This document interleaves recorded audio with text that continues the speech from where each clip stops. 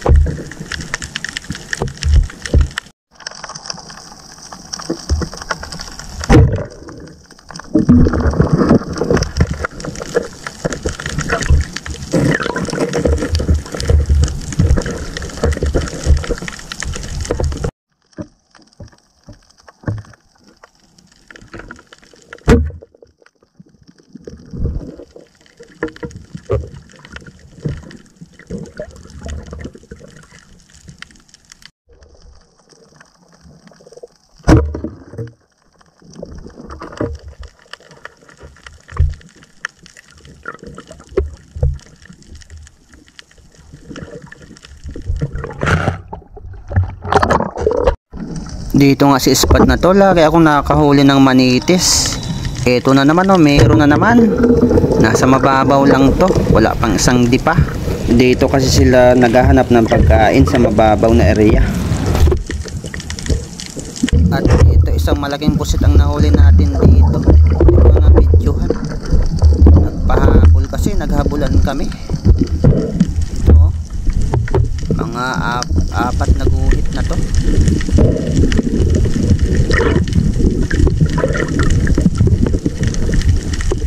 Dito naman sa malalim na area, nakakita tayo ng isang manitis sa bato.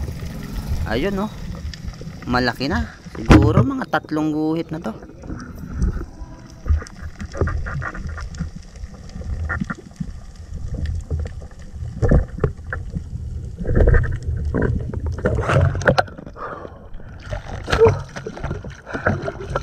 Manitis. Manitis oh.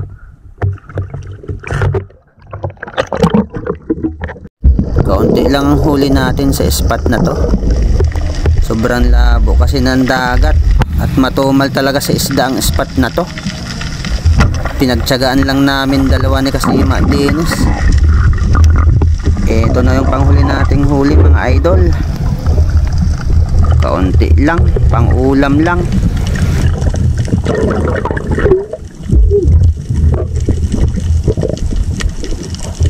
Dahil nga maikli ang video na to, dinugtong ko na yung pangalawang dive namin nung sumunod na gabi.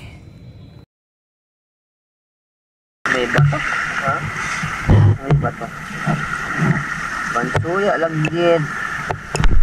Ito na yung pangalawang dive natin mga idol. 4 kami dito. Kasama ko si Kasima Enzo, Kasima G-Ward at si Kasima Lindon. Dito na yung makakahuli ako ng 3.8 kg na bagulan mga idol. Kaya abangan nyo. Nagpiprepare na kami ng gamit dito at maya maya ay lulusong na kami. Ready na tayo, kaso biglang umulan mga idol. Pampalabo lalo ng dagat yan. Pero tuloy pa rin tayo mga idol. Nandito na rin naman tayo. Kaya tara na. Sobrang labo talaga mga idol.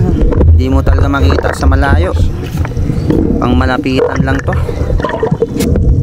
Pagdating ko nga dito sa mga lumot, dahil gusto kong manghuli ng mga pusit, ang tumambad sa atin ay isang bagulan mga idol, nakapundo.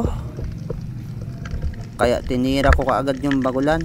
Hindi na natin na videohan mga idol, tinira ko agad bago mag-open ang camera, baka tumakbo pa kasi.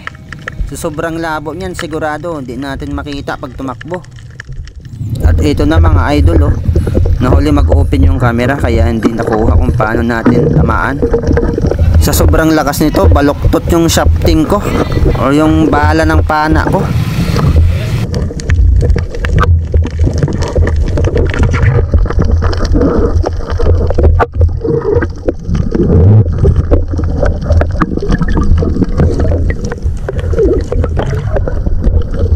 Pero yes, kababaw. Thank you po sa blessing. Maka-4 ka kilo. Nakakita nga ako ng pugitang gumagapang, kaya dinakma ko na lang. Tapos nilagay ko sa dulo ng bala ng pana ko. Tinamad na magkasa ng pana, kaya nilagay na lang sa dulo.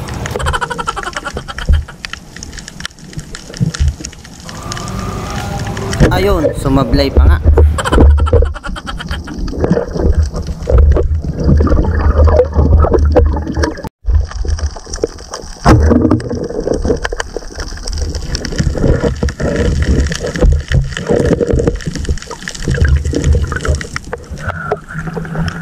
Chickered snapper. Bangayaw.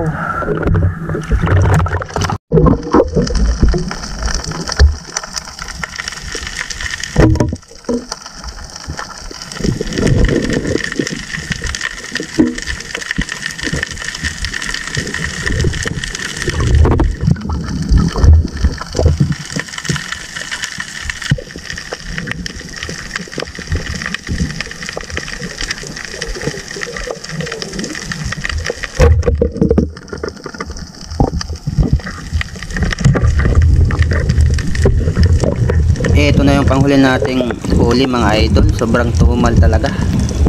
Buti na lang nakahuli tayo ng kulambutan o bagulan, kaya medyo jackpot tayo. Ito yung huli natin sa pangalawang dive.